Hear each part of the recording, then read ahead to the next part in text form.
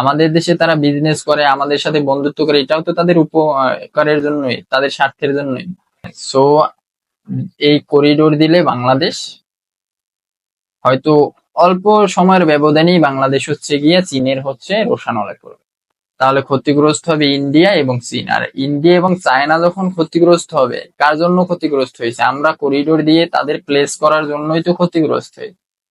তাহলে কি ইন্ডিয়া আর চীনের সাথে যে এখন হচ্ছে, চীনের সাথে ইন্ডিয়ার সাথে তো একটু বৈরী সম্পর্ক, চীনের সাথে যে বন্ধুত্বপূর্ণ সম্পর্ক বাংলাদেশের তা থাকবে না।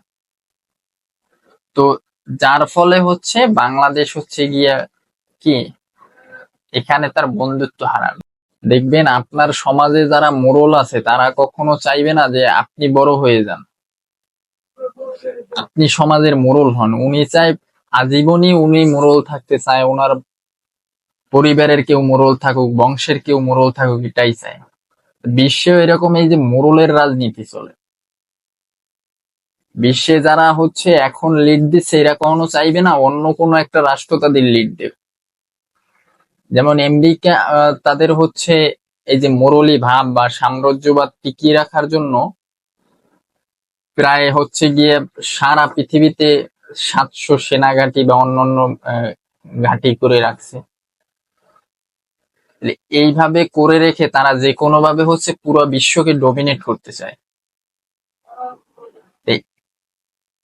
পুরো বিশ্বে ডমিনেট করতে গিয়ে 2-3টা রাষ্ট্র হচ্ছে তাদের সাথে পাঙ্গা নিতেছে, যার মধ্যে হচ্ছে রাশিয়া একটা, চীন একটা, বর্তমানে হচ্ছে উঠতে যেটা হচ্ছে গিয়া ইন্ডিয়া। আর এই অঞ্চলের রাশিয়া, চীন, ইন্ডিয়া এই জায়গায় হচ্ছে গিয়া তাদের হচ্ছে গিয়া অবস্থান খুব দুর্বল আমেরিকার, এটা তো সবাই জানে। সো এই যেইখানে অবস্থান দুর্বল বলেই হচ্ছে গিয়া তারা উঠতে চাইতেছে বা উঠতে পারতেছে। এই জায়গায় যদি হচ্ছে মধ্যপ্রাচ্যের মতো বা অন্যান্য এলাকার মতো যেসব এলাকায় হচ্ছে আমেরিকার একদম কবজার মধ্যে যেসব এলাকা, যেমন মধ্যপ্রাচ্যে হচ্ছে গিয়ে আমেরিকা পুরোপুরি তাদের কলাপস করা, এরপর হচ্ছে আফ্রিকাতে সেম হচ্ছে আমেরিকা না করলেও পশ্চিমাদের হাতে আফ্রিকা, এরকম করে হচ্ছে যত উন্নয়নশীল কিংবা দরিদ্র রাষ্ট্রগুলো আছে এগুলোরে হচ্ছে দরিদ্র রাখার জন্যই তারা হচ্ছে যে সব পলিসি অ্যাপ্লাই করা লাগে সেই সব পলিসি অ্যাপ্লাই করে আমেরিকা তাদের এভাবে করে রাখছে। তো এই অঞ্চলে যেহেতু আর সবাই চিন্তা করতেছে যে আর 2-1 দশকের মধ্যে চীন তাদের হচ্ছে অর্থনৈতিকভাবে টক্কর দিয়ে উঠে যাবে, তাহলে যদি আমেরিকা মোড়ল হিসাবে থাকতে চায় তাহলে তাকে কি করতে হবে? চীনকে আটকে রাখতে হবে। আর রাজনীতির নিয়মই হচ্ছে এটা যে যদি কেউ উঠতে চায় তারে হচ্ছে যে কোনো ভাবে তারে বাধা দিয়ে নিচে নামাইতে হবে বা তাকে উঠতে দেওয়া যাবে না। এই জন্যই রাজনীতিকে মানুষ হচ্ছে অ্যাকসেপ্ট করতে চায় না। নিয়মটা উচিত ছিল যে আমেরিকা যদি উঠতে চায় তার সাথে পাল্লা দিয়ে অন্য ব্যক্তি উঠে যাবে, মারামারি হানাহানি না করে। কিন্তু রাজনৈতিক বা পলিটিক্যাল নিয়মটা হচ্ছে হানাহানি কইরা বা বিভিন্ন ভাবে ওরে কলা কৌশলে দুর্বিসন্ধি কইরা ওরে যে কোনো কূটনৈতিক ফাঁদে ফালাইয়া ওরে পেছনে ফেলাই হবে। তো যখন দেখতেছে এই অঞ্চলে বিশেষ করে ভারত আর হচ্ছে চায়নার এখানে, চায়না তো উঠে যাচ্ছে, তো চায়না যেহেতু উঠে যাচ্ছে তাহলে এখানে তারে কন্ট্রোল করার জন্য কি করতে হবে? কন্ট্রোল করার জন্য অন্যান্য এলাকায় যেভাবে সে হচ্ছে কন্ট্রোল করতেছে, যেই পলিসি অ্যাপ্লাই করে, যুদ্ধের পলিসি বা অন্যান্য পলিসি অ্যাপ্লাই করে যেভাবে হচ্ছে গিয়া কন্ট্রোল করতেছে, চীনকেও ঠিক সেইভাবে কন্ট্রোল করতে হবে। চীনরে যদি কন্ট্রোল করতে হয় তাহলে কোথায় একটা, যে কোনো একটা তাদের এখানে একটা স্থায়ী একটা কলোনিয়াল স্টেটের মতো আবাস কিংবা ব্যবসা বা যে কোনো ভাবে তাদের একটা এখানে কি এন্ট্রি নেওয়ার তো একটা জায়গা লাগবে। তো কোথায় এন্ট্রি নেবে? এই যে 2-3 দিন যাবত হচ্ছে গিয়া যে করিডোরের বিষয়টা বলে, এই যে করিডোর বলতে যেটা, করিডোর দিয়ে পৃথিবীতে যত জায়গায় করিডোর দিয়েছে, ইরাক, ইরান, ইরানে তো না, ইরাক, লেবানন, এরপরে হচ্ছে মুসলিম অন্যান্য বেশিরভাগ কান্ট্রি গুলোতে, যেইখানে যেইখানে করিডোর দিছে, মানবিক করিডোর, ওইখানেই অমানবিক ঘটনা ঘটছে। তাই এই মানবিক করিডোরের এখানে যে অমানবিক ঘটনাটা ঘটছে, এটা ঘটাইছে কে? বিশ্বের যতগুলো সংস্থা আছে মানবিক কাজ করে বা বিভিন্ন কিছু করে, একটাও হচ্ছে নিরপেক্ষ সংস্থা নয়, এটা টোটালি হচ্ছে আমেরিকা দ্বারা বা পশ্চিমা দ্বারা পরিচালিত। এটা সহজ হিসাব, বিশ্বের বেশিরভাগ শরণার্থী সংস্থাগুলো বা শরণার্থী ক্যাম্পগুলো হচ্ছে মুসলিম, বা ক্যাম্পে মুসলিমরা থাকে, আর ওই শরণার্থী ক্যাম্পগুলোতে খাবার দেয় কারা? খাবার প্রোভাইড করে হচ্ছে পশ্চিমা বা ইহুদি রাষ্ট্রগুলো।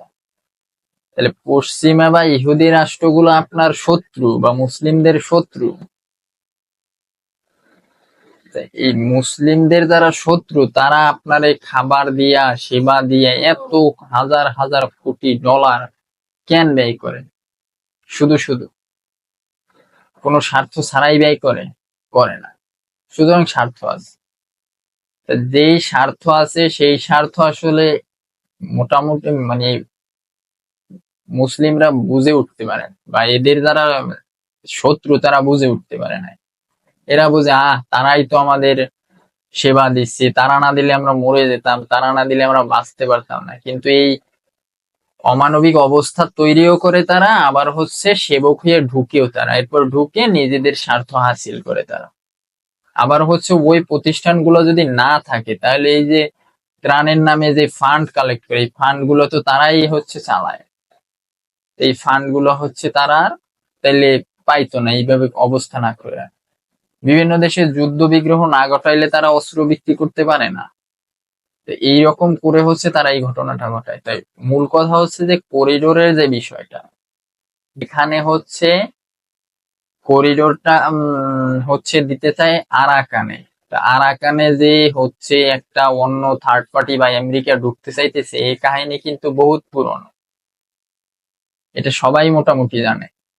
এইখানে ঢুকতে চায়, ঢুকতে পারতেছে না, এরপর হচ্ছে বাংলাদেশে ব্যবহার কইরা যে, বা বাংলাদেশের সাথে হচ্ছে মায়ানমারের সাথে যে একটা যুদ্ধ তৈরি করবে, এটার হচ্ছে ধারণা, বা এটা নিয়েও হচ্ছে মোটামুটি ৩-৪ বছর আগে থেকে অল্প অল্প আলাপ আলোচনা হইতেছিল যে মায়ানমারের সাথে বাংলাদেশের একটা যুদ্ধ হবে, সেই যুদ্ধে মায়ানমার কোনো একটা অংশ বাংলাদেশ নিয়ে নেবে, সবাই খুশিও মোটামুটি, যারা না বুঝে। কিন্তু এখানে তো ওইভাবে সিস্টেমটা হবে না। এখানে মায়ানমার থেকে আমরা যে কি একটা যে মায়ানমারের যে প্রকল্প, এক রাস্তা দিয়ে যে বেল্ট অ্যান্ড রোড যে, বা এইরকম একটা কর্মসূচি আছে, তাদের যে প্রকল্প আছে, এই প্রকল্পে হচ্ছে তারা সমুদ্রের যে হাবটা তৈরি করবে, তাদের একটা অন্যতম হাব হবে আরাকান। বঙ্গোপসাগরের যে হাবটা হবে সেটা হবে আরাকানের তীরে, যেটা হবে হ্যাঁ রাখাইনের যেটা। এইখানে এই তাদের পরিকল্পনা বাস্তবায়নের জন্য আরাকানের তীরে যে হাবটা হবে, সেটার জন্য তারা অনেক বিনিয়োগ করতেছে। তো যদি ওই হাবটা না করতে পারে, তাহলে এইখানে ক্ষতি হবে। তো এইখানে তারা তাদের মতো অনেক বিনিয়োগ করছে। আর মায়ানমার তো মোটামুটি পুরোটাই হচ্ছে চায়নাদের দখলে। তো চায়নাদের দখলে এইখানে তাদের হচ্ছে কি ইউনান প্রদেশে হচ্ছে মাল পাস হবে, যেমনি আমাদের দেশের উপর দিয়ে যেমন ইন্ডিয়ার 7 সিস্টার্সে মাল যায়, ওরকম ইউনান প্রদেশে হচ্ছে গিয়া মায়ানমারের উপর দিয়ে দ্রুত মাল যাইতে পারে। তো এই যে হাব গুলা বা যে কোনো জিনিসগুলো তো কি চায়নার অর্থনীতিকে শক্তিশালী করবে, আর চায়নার অর্থনীতি শক্তিশালী হওয়া মানে আমেরিকাকে পেছনে ফেলা। এইখানে আবার সেম ভাবে ইন্ডিয়ারও হচ্ছে অনেক বিনিয়োগ আছে। দুই পক্ষই তো বিনিয়োগ করবে এখানে, কারণ আবার যদি চায়না এককভাবে হচ্ছে সব বিনিয়োগ করে ফেলে, তাহলে আমেরিকা ইন্ডিয়া তাহলে এখানে শক্তি হারাবে। যার কারণে ইন্ডিয়া চায়না দুজনেই প্রতিযোগিতা করে হচ্ছে রাখাইনে বা মায়ানমারের মধ্যে হচ্ছে বিনিয়োগ করতেছে। তো এই জায়গায় বিনিয়োগ যদি ঠেকাতে পারে আমেরিকা, তাহলে হচ্ছে চায়নাও হচ্ছে ক্ষতিগ্রস্ত হবে, ইন্ডিয়াও ক্ষতিগ্রস্ত হবে। ইন্ডিয়াকে যতই বন্ধু ভাবুক, ইন্ডিয়াকে তো আর উঠতে দিতে চাইবে না আমেরিকা। তো শেষ অবধি আমেরিকা চাইতেছে ইন্ডিয়াও হচ্ছে প্রথমত চায়না হেরে যাক, এখানে বিনিয়োগ তাদের ক্ষতিগ্রস্ত হোক। দ্বিতীয়ত হচ্ছে ইন্ডিয়া, ইন্ডিয়া তো উঠতি অর্থনীতি, ইন্ডিয়া যেন উঠতে না পারে। তো এই দুই রাষ্ট্রকে হচ্ছে গিয়া ধ্বংস করার জন্য বা ক্ষতিগ্রস্ত করার জন্য বাংলাদেশের উপর দিয়ে হচ্ছে একটা করিডোর করতে হবে, যেখানে তারা নিরাপদ থাকতে পারবে, নিরাপদে হচ্ছে যেটা বলতেছে খাবার পাস করবে বা মানবিক কাজের জন্য যে সকল জিনিস যাওয়ার কথা সেগুলো যাবে। কিন্তু সেইগুলো যে যাবে, আর ওই যেটা বললাম মানবিক করিডোরে কখনোই ইতিহাসে যেগুলো হয়েছে তাতে কখনোই মানবিক পণ্য পাস হয় নাই, অন্যান্য কিছু পাস হয়েছে। তো এইখানে যখন যাবে, এইখানে এনজিও কাজ করবে, বিভিন্ন এনজিও, কোথার এনজিও, এনজিও তো আমেরিকান এনজিও বা পশ্চিম এনজিও, তারা কি ওইখানে তাদের উদ্দেশ্য ছাড়া আসবে? আসবে না। এরপর হচ্ছে এই আরাকান আর্মি, এটা তো আর মায়ানমারের না, এটা তো হচ্ছে পশ্চিমাদেরই হচ্ছে গিয়ে লিড দেওয়া।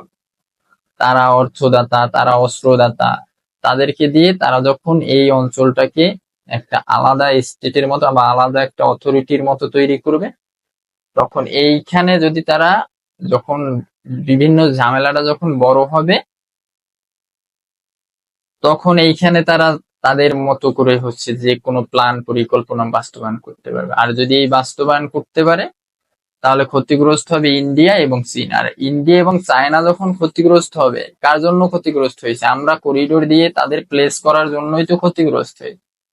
তাহলে কি ইন্ডিয়া আর চীনের সাথে যে এখন হচ্ছে, চীনের সাথে ইন্ডিয়ার সাথে তো একটু বৈরী সম্পর্ক, চীনের সাথে যে বন্ধুত্বপূর্ণ সম্পর্ক বাংলাদেশের তা থাকবে না।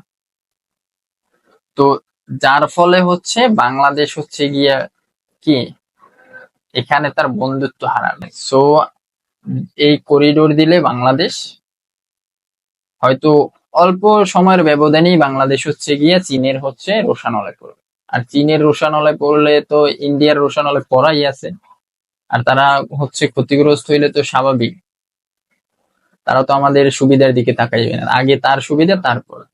আমাদের দেশে তারা বিজনেস করে, আমাদের সাথে বন্ধুত্ব করে, এটাও তো তাদের উপকারের জন্যই, তাদের স্বার্থের জন্যই।